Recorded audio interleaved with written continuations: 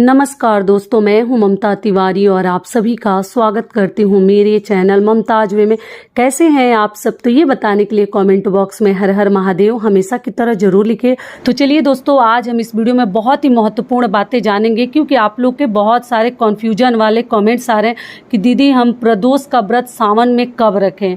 15 को कोई बोल रहा है और कोई 14 को बोल रहा है, तो हमें व्रत एग्जैक्ट किस दिन रखनी है और पूजा का शुभ मुहूर्त क्या है वो भी साथ में जानेंगे। और प्रदोष के दिन कौन कौन से कार्य हमें करनी है और कौन कौन सी गलतियां हमें नहीं करनी है, इसी प्रकार के कई ऐसी महत्वपूर्ण बातें आज हम इस वीडियो में जानेंगे।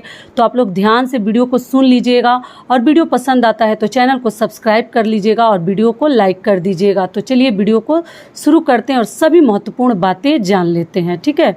तो सबसे पहले आप लोग को मेरी बातों को अच्छे से पहले समझनी पड़ेगी कि देखिए, श्रावण कृष्ण पक्ष की जो त्रयोदशी तिथि है, शिवरात्रि जो है वो 15 जुलाई को पड़ा है। तो 15 जुलाई को ही अब प्रदोष और शिवरात्रि का महासंयोग बन रहा है। लेकिन कई लोग वहीं कह रहे हैं कि 14 को शुक्रवार को 14 जुलाई को पड़ा है। लेकिन आप कैलेंडर में या कहीं भी अपने आस पड़ोस भी एक बार पूछ लीजिए, 15 जुलाई को और 14 जुलाई दोनों दिन व्रत रखना सर्वश्रेष्ठ है। लेकिन 15 जुलाई को शिवरात्रि भी है और प्रदोष, दोनों का महासंयोग हमें मिल रहा है। तो आप चाहें तो 15 को ही रखें, शनिवार का दिन है, शनि प्रदोष है, ठीक है। बातों को अच्छे से समझ लीजिएगा। और आपको बता दूं कि प्रदोष का व्रत कब रखना हमारे लिए श्रेष्ठ होता है।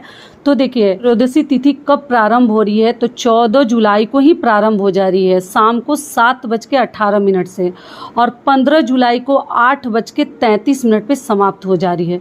तो जिस दिन हम प्रदोष काल का पूजा करेंगे संध्या के समय, और उस समय अगर त्रयोदशी तिथि हमें प्राप्त हो रही है उस दिन, तो वही सबसे श्रेष्ठ माना जाता है व्रत रखने के लिए और पूजा के लिए। भगवान की पूजा के लिए प्रदोष काल में सबसे श्रेष्ठ वही समय भी होता है और दिन भी होता है। तो उसी दिन हमें प्रदोष का व्रत रखनी चाहिए।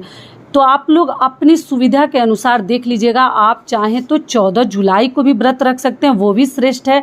और अगर आप चाहें तो 15 जुलाई को दिन शनिवार को भी रख सकते हैं, वो भी श्रेष्ठ है, ठीक है। और दोनों व्रतों का पूजा का समय भी मैं आपको बता देती हूँ, वो भी ध्यान से सुन लीजिएगा। अगर जिस दिन भी आप व्रत रखना चाहते हैं तो संध्या काल पूजा का समय आप लोग नोट कर लीजिएगा। प्रदोष काल पूजा का समय क्या है, क्योंकि प्रदोष व्रत में यही नियम है कि हमें प्रदोष काल में ही पूजा करनी चाहिए। तो वो मैं आगे आपको बता देती हूँ, ठीक है। तो सबसे पहले आपको प्रदोष व्रत के नियम बता देती हूँ कि हमें कैसे पूजा पाठ करनी है। तो देखिए, सुबह सवेरे आप अगर व्रत रखे हैं तो संकल्प ले लें, और दिन भर में आप घर में अगर पूजा करना चाहती हैं तो आप सुबह में पूजा करके ही फल फलाहार आपको खानी चाहिए। लेकिन नियम है, प्रदोष व्रत में यही नियम है कि शिव जी की पूजा प्रदोष काल में करे तो और भी अच्छा है। ऐसे लोग अपने समय के अनुसार कर लेते हैं, लेकिन शाम को करे तो ज़्यादा बेहतर है। मैं आपको टाइमिंग भी बता देती हूँ।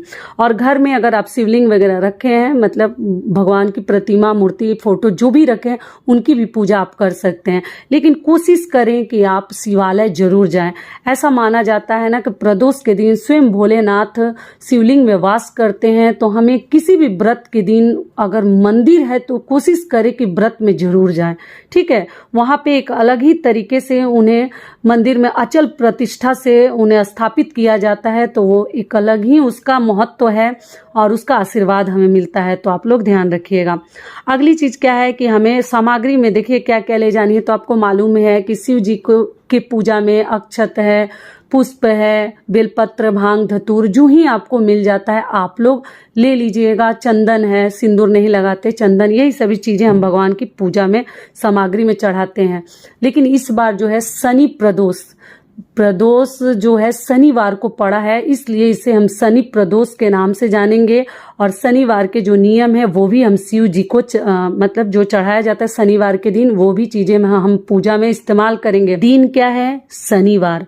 तो इसे हम शनि प्रदोष के नाम से जानेंगे। तो आप जब भगवान के लिए जल अर्पित कीजिएगा तो शनिवार है तो आप चाहे तो काले तिल डालकर भी अभिषेक कर सकते हैं। इससे माना जाता है ना कि अगर जो व्यक्ति शनि ग्रह, जिनके ऊपर शनि की ढैया सड़साती चल रहा है, उन्हें बहुत अधिक लाभ मिलता है। शनिवार के दिन ये प्रदोष का व्रत पड़ा है, आप लोग अपने हाथों से जाने मत दीजिएगा। अगर व्रत नहीं भी रखी हैं तो अगर आप पीपल वृक्ष की पूजा करने जा रही हैं, ऐसे तो हम नॉर्मली ऐसे भी पीपल वृक्ष की पूजा शनिवार को करते हैं, सभी जाते हैं, अधिकतर लोग जाते हैं। जिनके ऊपर सरसाती और शनि की ढैया चल रहा है वो तो सभी करते हैं, और सूर्य उदय से पहले किया जाता है पीपल वृक्ष की पूजा, सूर्य उदय से पहले, इस बात का ध्यान रखिएगा। तो जब मान लीजिएगा अगर आप जल देने जा रहे हैं, जल भगवान को अर्पित करने, तो उधर से ही रास्ते में अगर शिव मंदिर पड़ जाता है तो आप तिल डालकर, काले तिल डालकर मंदिर में भी अभिषेक कर सकते हैं। अगर उस समय नहीं किए तो आप जो है शाम को प्रदोष काल में भी काला तिल डालकर अभिषेक कर सकते हैं, क्योंकि ऐसा माना जाता है जिनके ऊपर सरसाती और शनि की ढैया है उन्हें बहुत अधिक राहत मिलती है और शिव जी का आशीर्वाद मिलता है। तो शनि प्रदोष बहुत भाग्य से सभी को मिलता है, तो इस बात का आप लोग ध्यान रखिएगा। ऐसे प्रत्येक दिन मतलब अलग अलग दिनों पे पड़ते रहता है, लेकिन इस बार शनि प्रदोष है तो इस बात का ध्यान रखिएगा। और माता को सिंदूर वगैरह लगाकर मतलब चढ़ाकर नंदी जी की पूजा करके आपको आनी है। साथ में अगर घर में आप शिव चालीसा का पुस्तक रखी है तो शिव चालीसा भी पढ़ सकती हैं और प्रदोष व्रत की कथा भी सुन सकती हैं या कह सकती हैं। तो जब पूजा पाठ कर लीजिएगा तो आरती जरूर कर लीजिएगा। ओम जय शिव ओमकारा। ऐसा माना जाता है ना कि हर पूजा पाठ में जो भी कमी बेसी रह जाती है, मतलब हमारे द्वारा कुछ गलतियां हो जाती हैं, वो सब की भरपाई जो है आरती से हो जाती है। तो आप कपूर की आरती करना बिल्कुल ना भूलें। इस प्रकार से हमें शिव जी की पूजा करनी है। अगली चीज गलती कौन सी नहीं करनी है वो मैं आगे बताती हूँ कि आपको कौन कौन सी बातों का ध्यान रखनी है। तो देखिए, ये हो गया पूजा के नियम। अब प्रदोष के दिन अगर आपके आसपास अगर कोई गंगा घाट है, सरोवर है, तो वहां स्नान भी कर सकते हैं, कोई दिक्कत नहीं है। तो चलिए अब पूजा का शुभ मुहूर्त दोनों दिनों के जान लेते हैं। तो सबसे पहले आपको बता दूं कि 14 जुलाई दिन शुक्रवार को पूजा का शुभ मुहूर्त है। प्रदोष काल पूजा का शुभ मुहूर्त 7:21 से लेके 9:24 तक है, ठीक है। और 15 जुलाई शाम को 6:45 से लेके और 8:30 तक है। तो दोनों दिनों के पूजा के भी मुहूर्त मैं आपको प्रदोष काल के बता दी। तो आप जिस दिन भी चाहे पूजा कर सकते हैं, व्रत रख सकते हैं, दोनों सर्वश्रेष्ठ है। लेकिन मैं तो यही कहूँगी कि जो त्रयोदशी मतलब शिवरात्रि के साथ जो प्रदोष, जो दोनों का महासंयोग हमें प्राप्त हो रहा है ना मासिक शिवरात्रि के साथ, उस दिन ही रखना बहुत अधिक श्रेष्ठ माना जाएगा। क्योंकि आप किसी भी कैलेंडर में देखिएगा दोनों व्रत एक दिन ही दिखा रहा है, मासिक शिवरात्रि और प्रदोष का व्रत। टोटल आपकी मर्जी है, आप लोग देख लें। चलिए अब जान लेते हैं कि उस दिन हमें कौन कौन से कार्य नहीं करने हैं। तो देखिए, आपको प्रदोष के दिन कभी भी बेलपत्र ना तोड़ें, भले ही ना चढ़ाएं, इस बात का आप लोग ध्यान रखिएगा। एक दिन पहले तैयारी कर ले। जो हर माह के हर महीने के रख रहे हैं व्रत, उन्हें तो सभी कुछ मालूम होगा। तो आप प्रदोष के दिन कभी भी बेलपत्र वगैरह ना तोड़ें, पहले ही तोड़ कर रख लें। अगर नहीं मिलता है तो आप अगर शिव मंदिर में चढ़ा हुआ भी बेलपत्र है, सूखा बेलपत्र घर में रखिए, वो भी आप लोग गंगा जल से मतलब स्वच्छ ये करके शुद्ध करके आप लोग ले जा सकते हैं।